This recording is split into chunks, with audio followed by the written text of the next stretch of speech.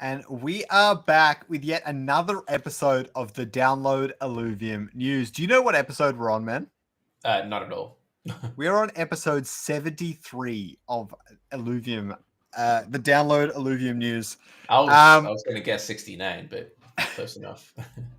I absolutely love doing the show, man. It's so fun to even refresh myself on all the news and stuff. And it actually helps with my council duties quite a bit as well, which is really, really neat. But Dude, I love the fact that we've been doing this since remember Augment? yeah, Augment? I yeah. think that's what it's been crazy.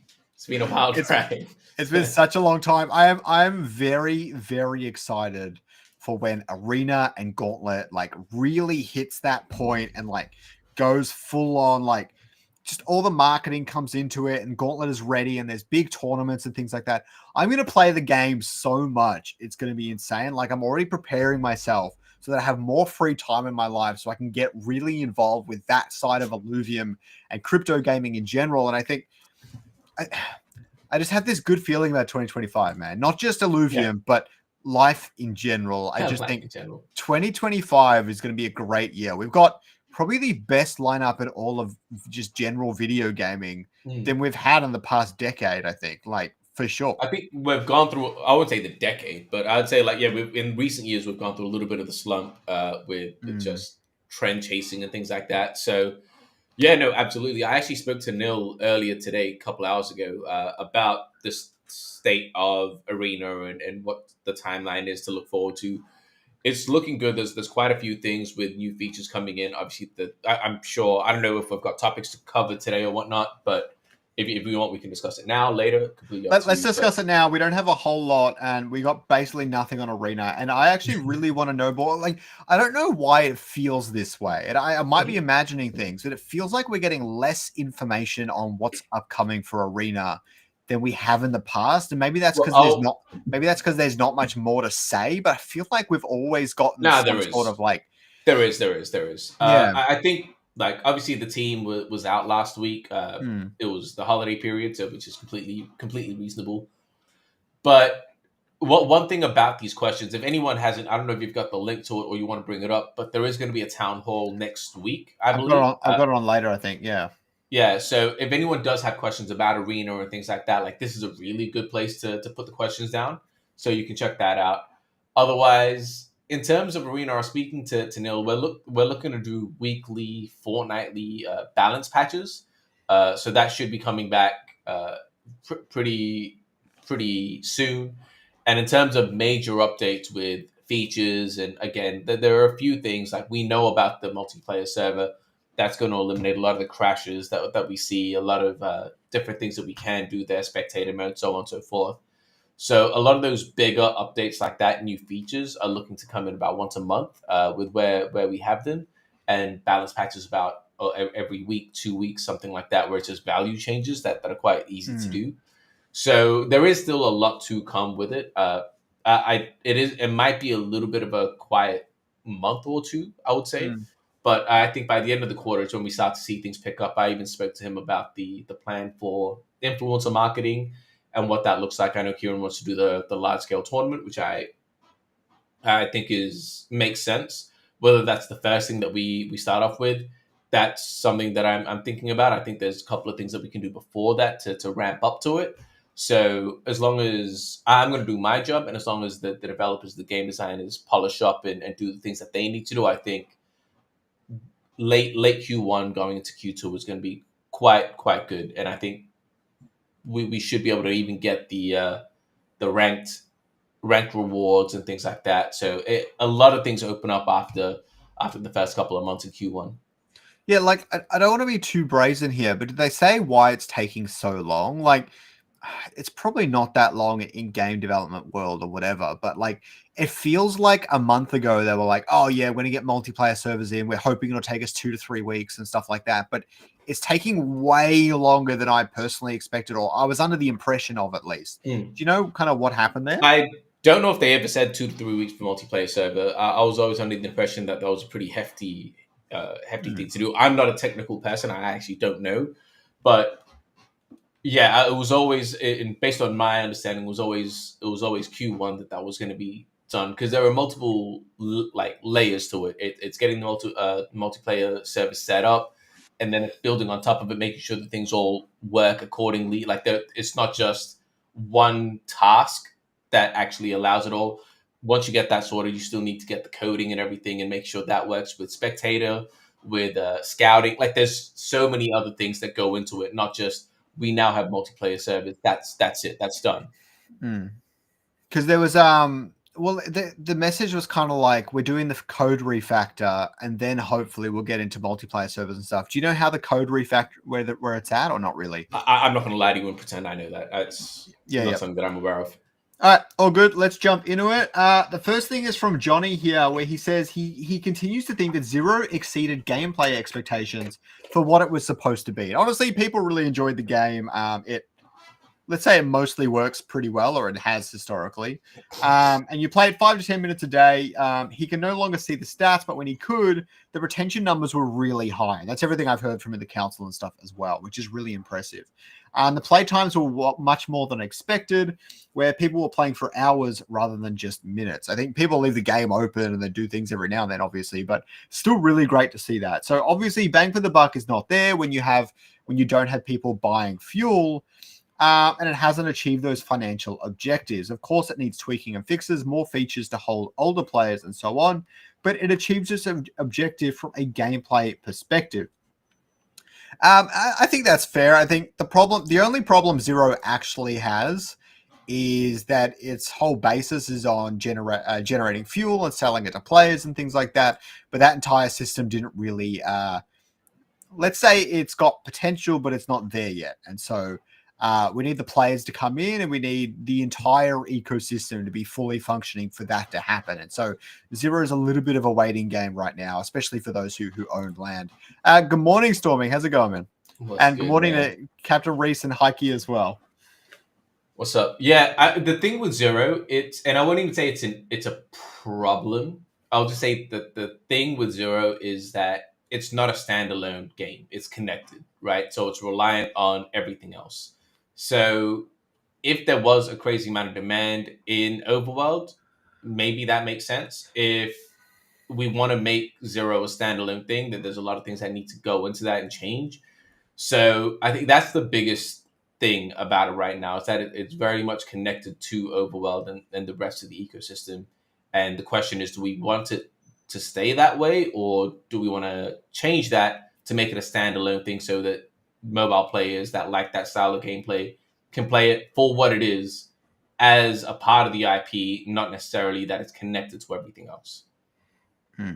Yeah, I think that's the really hard thing, is I want it to be its own standalone game that's really, really interesting and people just love playing it for the sake of playing it. But at the same time, there are priorities that Illuvium needs to have. And I think Illuvium Zero would have been a good example of a game where you get a third party that leverages our IP and does their own thing and builds out a mobile game for the Illuvium universe, rather than necessarily Illuvium doing it themselves. And I think that would have been something that maybe should have happened. I mean, obviously, he gave us the opportunity to sell land and all the rest of it, so there's that. But what I'm trying to say is I want to see Illuvium do more of that, where they just say, look, here's all of our game assets, all of our IP, go nuts. Give us 50% of the revenue you generate. We'll do the RevDiz thing, but go nuts. Build a game using our IP, because the IP is premium. The IP, like, if you ever tried to design your own freaking game, you know how hard it is to come up with an entire world? That shit is not easy. There's a reason there's like 5,000 Pokemon games all made by 2,000 different game studios, okay? Like, it's no secret. And so I think Illuvium's done the hardest part of game development so far. I mean, obviously designing a fun game isn't easy, but like the most time-consuming part, that's probably better. The most time-consuming part of game development, they've done that part. We could like not sell that, but like license it out to different studios. And it would be so good for the brand. And that's something I'm going to start pushing a little bit more in the council and stuff as well. Because I want to make that happen if the team has time. That's the problem, is they get stretched too thin when we do stuff like that. And that's one of the things. But yeah, so we need to focus on Arena and Overworld. But I do hope that we turn Zero into something great soon, at some point. But, getting the revenue up and stuff is way more important right now. and I'm saying this as a landholder myself. I would like to see us prioritize. I think Gauntlet is the thing that's the closest to being polished. I just want that to be done. Get to a point. I think the time frame of when we can do that is relatively quick. I think smash that out. Go into the MMO light. I think that's the direction that we should go. And then if those things do well, I think Zero does well inherently by on the back of that. I don't think focusing on Zero is going to do too much. And also, I was speaking about it on Najib's show with Paz and Najib about mobile. Once Gauntlet is polished, it's the main priority for the Gauntlet team or the Arena team is to get that down to mobile. That's part of it. That's 50% of the equation. The other 50% is localization. It needs to be in Chinese. It needs to be in Japanese. It needs to be in Korean. The reason I bring those three specifically is that those three countries, English is a hard blocker, or another language is a hard blocker. Whereas if you look at Germany, France, Italy, any of these countries, Philippines, they're cool gaming in English. But with China, Japan, and Vietnam, even like those type of countries, English is a hard blocker. And if you look at the genre that we're in, which is Auto Battler, if you look at the Macau Open, I'm almost certain half of the top players, half of the top ranking players are all Chinese and Japanese and Korean. So we're missing out on the most hardcore demographic by not incorporating that. So it's localization and mobile integration. They're the two things that we need to focus on for Gauntlet once it's at a polished state and ready. And I think that unlocks a lot for us. That opens it up. I'm speaking to a couple of the top TFT guys that are Chinese, and they're keen to try it out. And they're saying that the blocker is that it's not in Chinese. They can't play in English. And it's actually so interesting you say that, because in the past I've been a little bit like dumb with this sort of thing. I've been like, oh, like you can get all the Philippines players in, but they don't really spend much money. So how are you really generating revenue and stuff like that? And I've been a little bit like callous with that sort of thing, but I've completely changed my tune, because really think about it. We're actually seeing so many new players enter the Discord and want to play Gauntlet. And everyone that's playing it is actually really enjoying the game. I think a little bit less so right now because Toxic is broken or whatever. But everyone that joins and plays the game is really enjoying it. Their only negative feedback, and the reason they don't play as much as they can, is because the queue times are too long. Quite literally it. Okay, now rewards and stuff helps, but what do you happen when you broaden the appeal so much? You know, mobile, localization.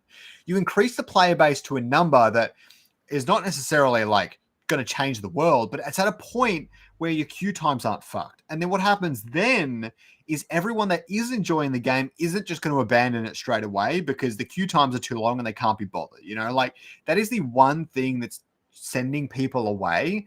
And I think things like opening up and making it accessible to as many people as possible fixes that so fast. It's like really, really important. And I love it. We need players in, right, and that will eliminate the queue time. Obviously, with rank rewards and things like that, incentives drive players in to help with that, but it's not the whole thing.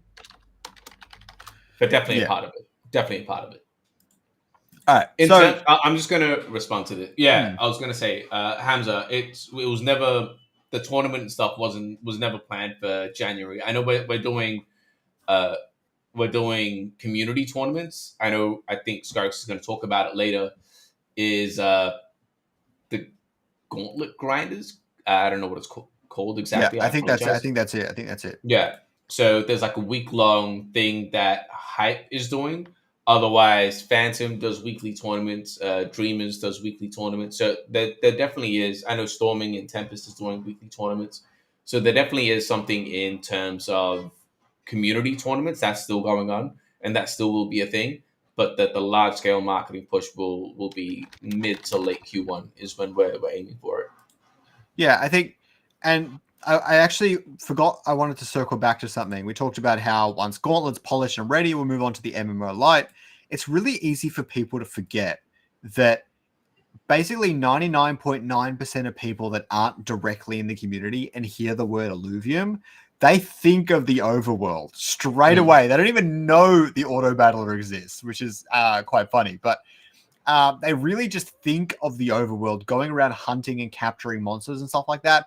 That is what they think about first, and so it's important that that game is good at some point in the near future at least. But it's good, it's fun, and And people like it. the major thing as well is that I've come to realize, like you say, the majority of people in Web3 gaming think of Illuvium as the overworld.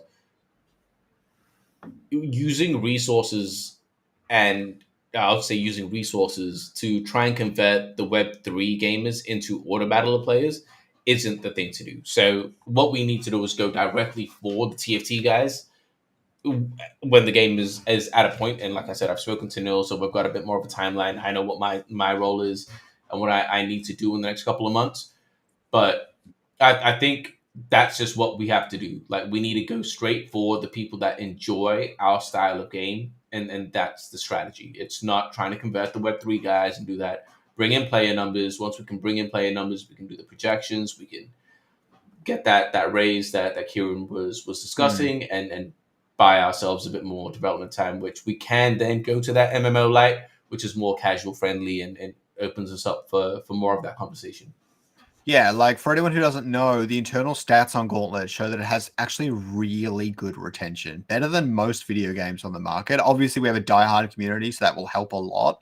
But we know that the game is, let's say it's 3 times more sticky than it was 6 months ago, which is really, really good. Oh, okay.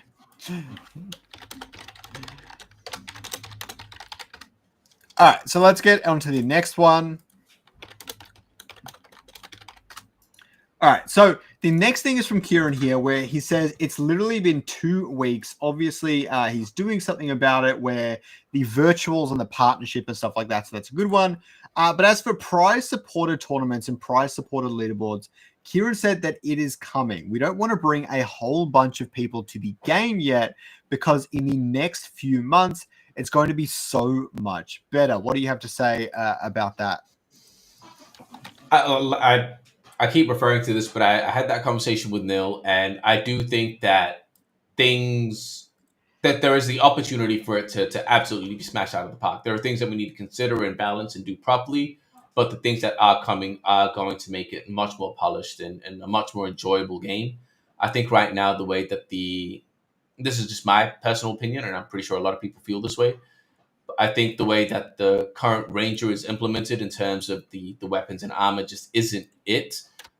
It's fine for those of us that have been here for a long time. The way I'm looking at it is from a marketing perspective, that I'm looking at it from a new person coming in.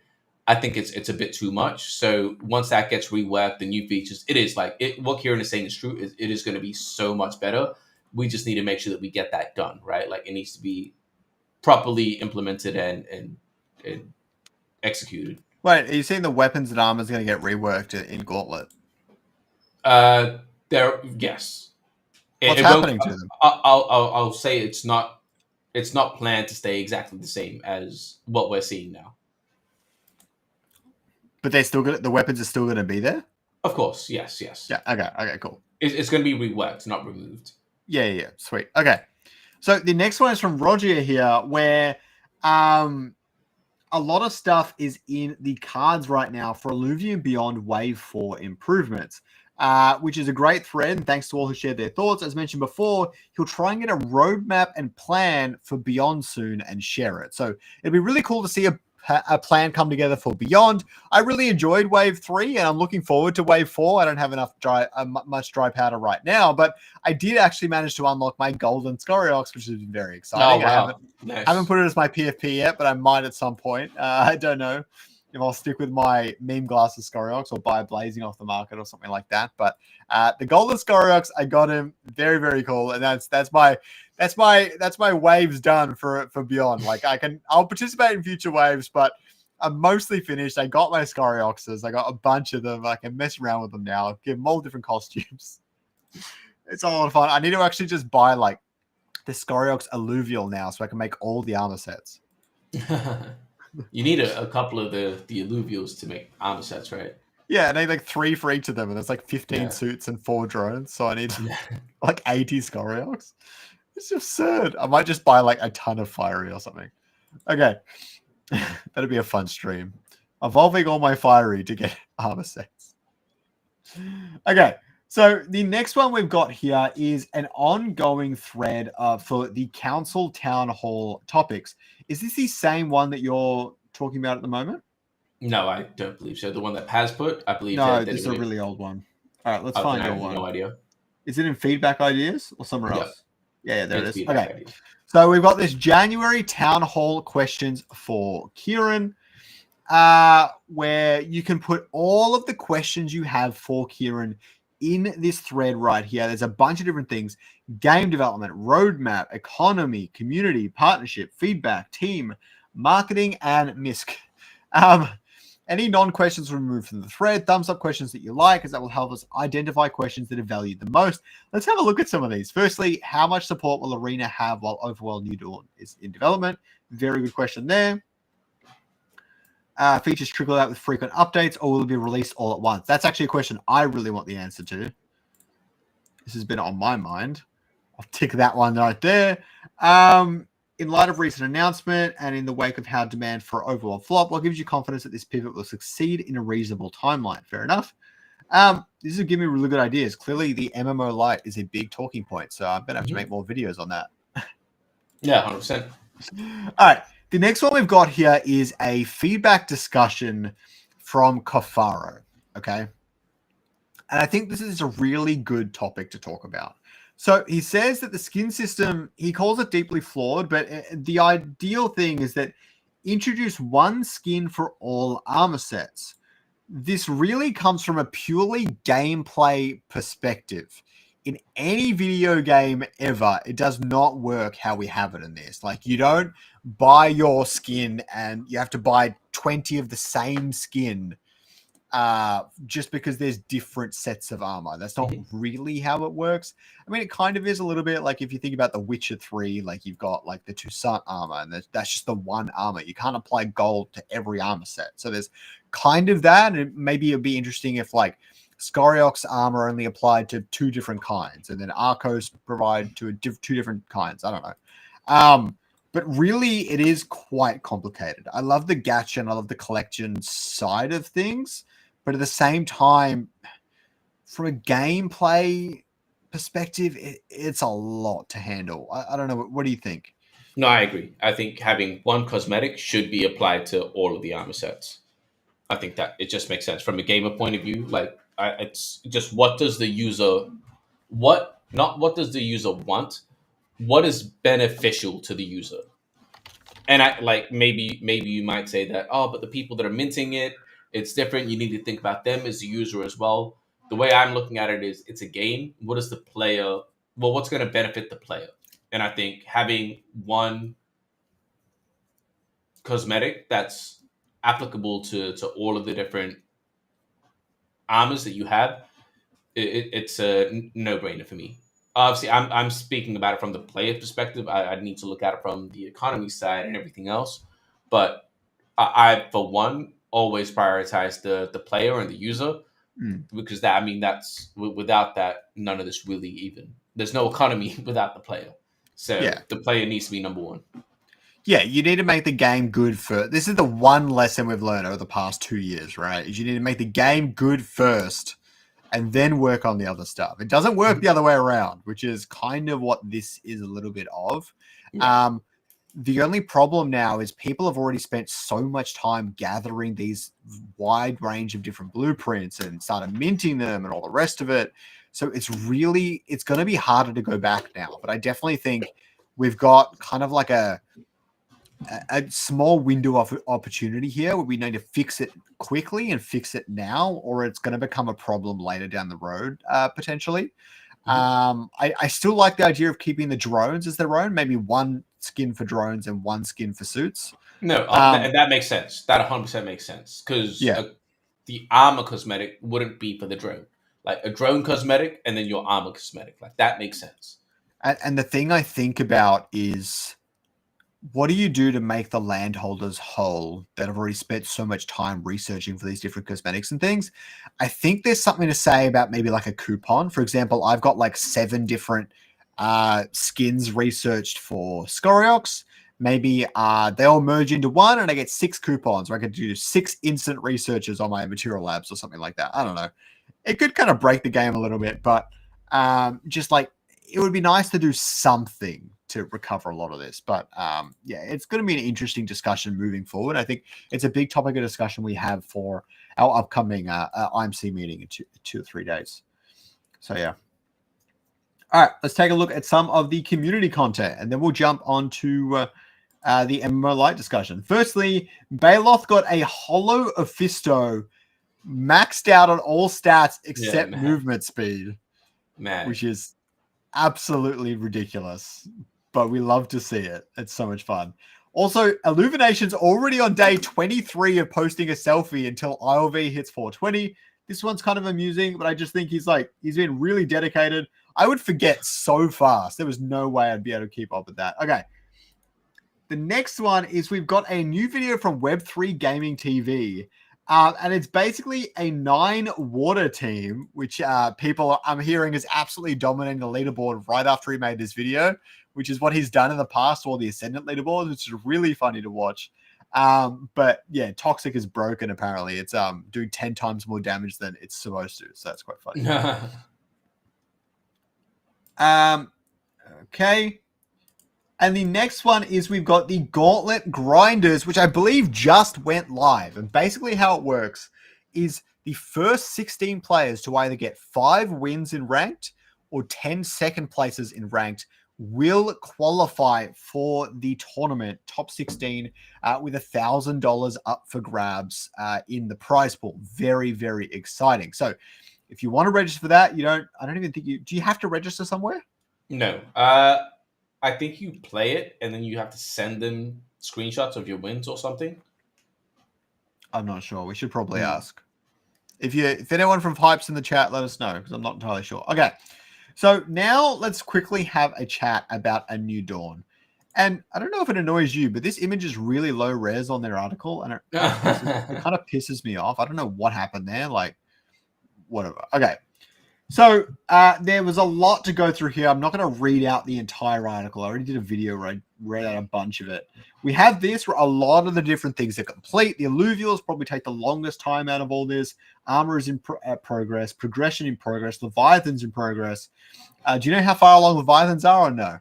No, I don't. I do think that regions might need to get a little bit looked at just to make sure that the level design actually matches up with the gameplay. Well, for anyone who doesn't know, the Breach internal tests have a little bit of like procedural generation sort of stuff happening with the regions, which is really, really cool. But what that means is that they've got some of the basis for this core gameplay loop, and they'd already been working on it. So they're not starting from nothing is the point here, which is really, really exciting. Story needs more chapters. There are chapters that exist and we haven't been able to play. They're holding them off until they've got everything ready. And raids are the only thing on this list that are not started. There's probably other things as well that just weren't worth mentioning, but you get the point. A shared vision forward. While we're confident in our direction, we're not aiming to be infallible. We've accomplished a great deal, gathered an exceptionally talented team, and are forging ahead in partnership with our community. Involve refining the game's economy. This is really important. Ensuring that gameplay is engaging and meaningful, important especially with progression systems, and delivering immersive social features that strengthen player connections, and finally presenting the Illuvium story in a way that brings the entire experience to life. For anyone who doesn't know, they plan on building this MMO Lite, and basically it's you go into a raid, you fight like a raid boss or maybe other Illuvials and stuff. I don't know. We don't have the full details. You go into a raid, fight it, get some loot maybe, level up.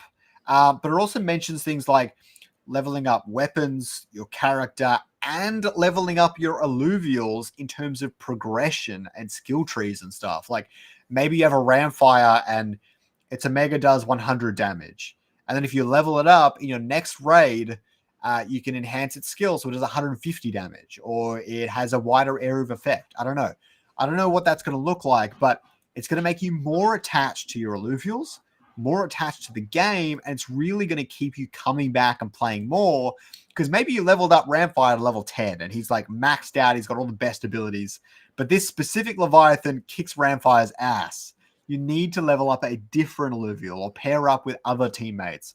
And I think that's really cool. And I'm looking forward to that. So apparently there's a channel in the Hype Discord where you submit your first second place screenshot and you don't need to register. So very cool.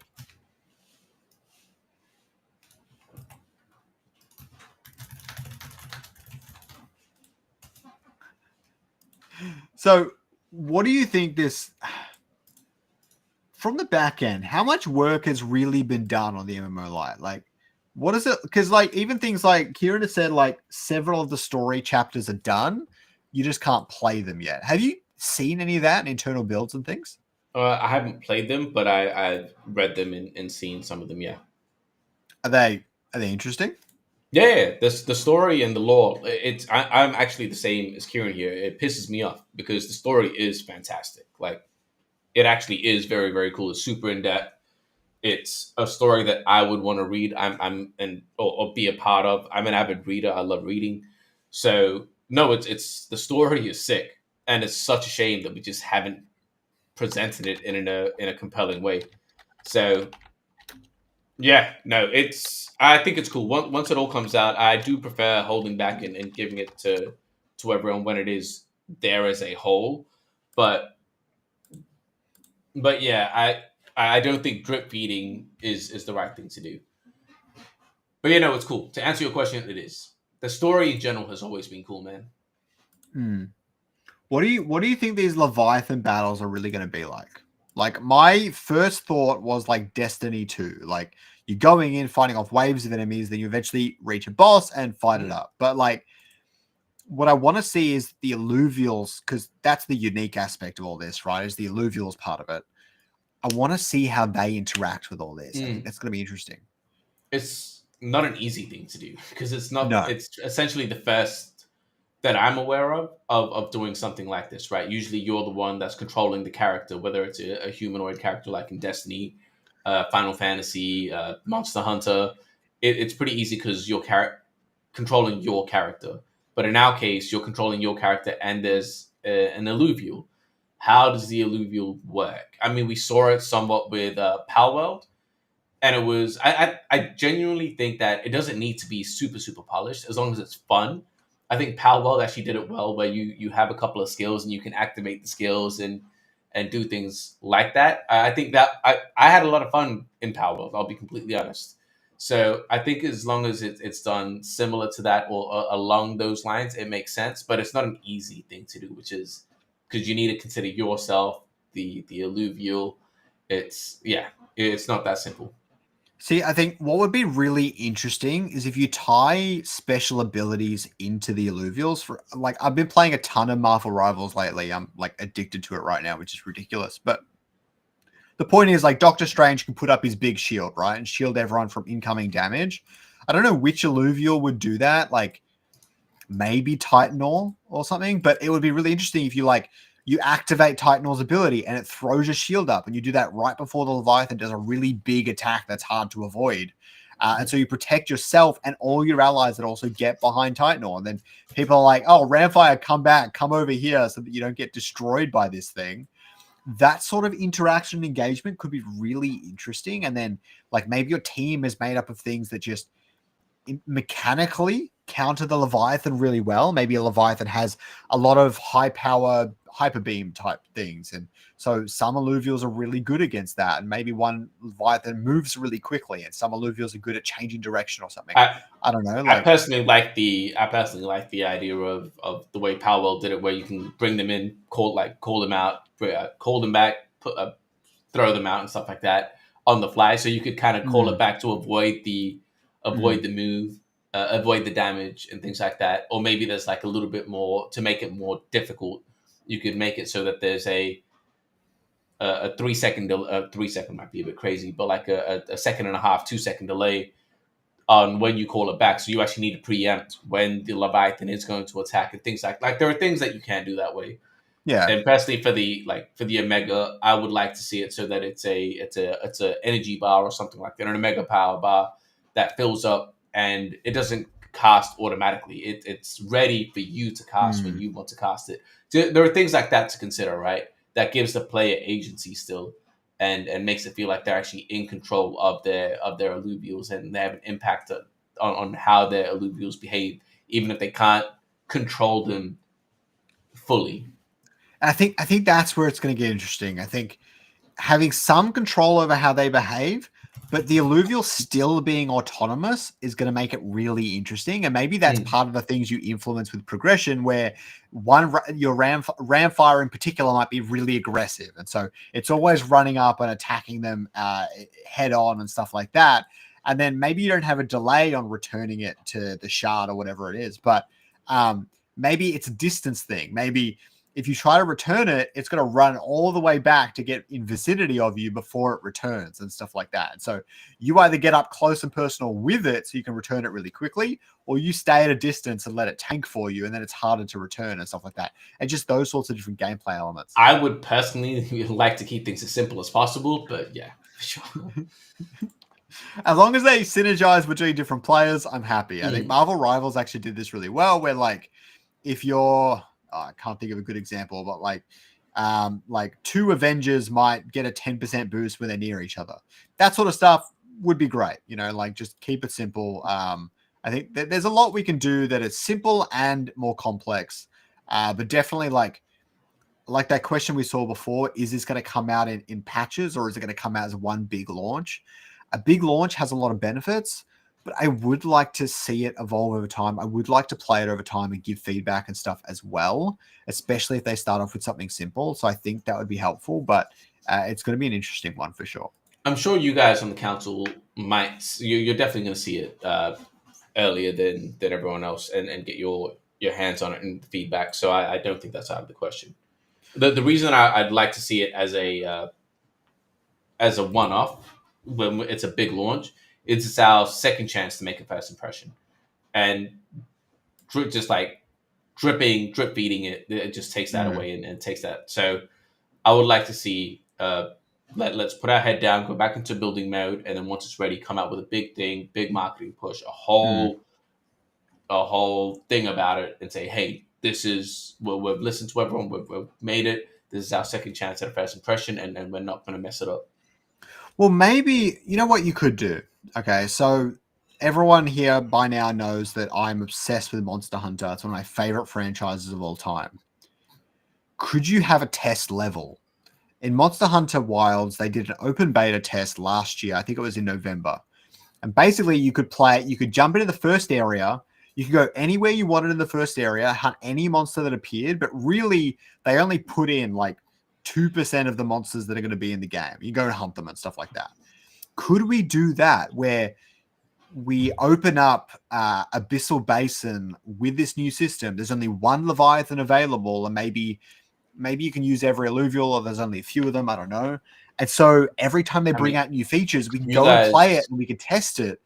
But when they do the full launch, we've got all these regions, all these bosses, all these weapons, all these abilities, things that we haven't touched at all. And so it's a completely different game, but we're able to test it and play it and try it and have fun with it. You guys are the council, so if you guys make it so. Well, it depends what the community wants, but I think that's what I'd be convincing them for. I think that would be a good balance. Yeah. All right, so it's time to wrap this one up. Is there anything else you want to leave us on before we call it? No, I'm good, man. I'm glad to be back. 2025. Let's just put our head down, grind it out, make sure that things. I'm looking forward to it, especially Q1 when the leaderboard rewards do start coming back out and the Gauntlet is polished. I think Gauntlet has a really good chance. It just needs to be polished and touched up here and there. But I think it really does have a good chance. It is true that it's got a niche audience because it is an auto battler. But if we can deliver a solid product there, I think that the opportunity is there to attack that market. And I think if we do that well, it opens it up for everything else regarding the MMO Lite, Breach, this, that, and the other thing. So I think if we can just nail that in the next 3 to 6 months, I think we're sitting pretty solid. Yeah, but I mean, like, a niche audience isn't always a bad thing. It means less competition. And people are always looking for something new to play in their genre when there's not much competition. Like, people who love playing TFT they don't really have another option. They just don't. And I'm sure they want to try something new. If they don't like it, they won't play it. That's the big thing there. But they're open to trying something new, and there's no other game that exists that they can try. And so Illuvium's got strength there, and it's not competing with 80 battle royales, which I think Not 90% of the, like, before 2025, at the end of 2024, I did start a second wave of reaching out to TFT players, the top TFT players, and 90% of the ones that I did reach out to and have responded are all keen to try it out. So I've told them to hold off on it. Like, I don't want them to try out the game as it is right now, but they are all keen to try something. So you're right. Like, they are down to try it. We just need to make sure that we produce something that's worthy of their time and that they're actually going to consider playing it for more than just trying it out. Yeah, you definitely want it to be sticky enough. All right. And with that, thank you so much for joining me, Taryn. Can't wait to see you guys next week. 2025 is going to be a huge year. And with that, the download is complete. Have a good one, guys.